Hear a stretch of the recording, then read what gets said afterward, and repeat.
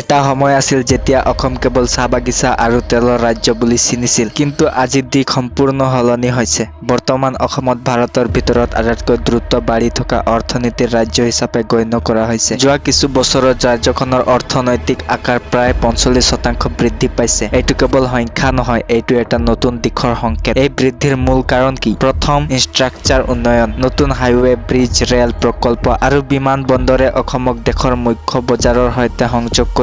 দ্বিতীয়, নিৱেশ আৰু উদ্যোগ। আজিৰ অসমত চাহৰ বাহিৰেও তেল, gas, cement, data centre, retail আৰু ষ্টাৰ্টআপ খণ্ডত ডাঙৰ বিনিয়োগ আহিছে। তৃতীয়, যুৱশক্তি আৰু স্কিল ডেভেলপমেণ্ট। নতুন প্ৰশিক্ষণ, শিক্ষা আৰু আত্মনিৰ্ভৰ যুৱ নীতিয়ে অসমীয়া যুৱক-যুৱতীক নতুন সুযোগ দিছে। এই অৰ্থনৈতিক উত্থানে কেৱল চৰকাৰ বা উদ্যোগপতিক লাভ দিয়া নাই, ই কৃষক, শ্ৰমিক, ছাত্ৰ আৰু সাধাৰণ মানুহৰ জীৱনো সলনি কৰিছে। অসম এতিয়া কেৱল পিছফালৰ ৰাজ্য নহয়, অসম এতিয়া ভাৰতৰ আগন্তুক গ্ৰোথ ইঞ্জিন। এইটো আৰম্ভণি মাত্ৰ। আগন্তুক বছৰবোৰত অসমে দেশৰ অৰ্থনৈতিক আৰু অধিক শক্তিশালী ভূমিকা ল'ব।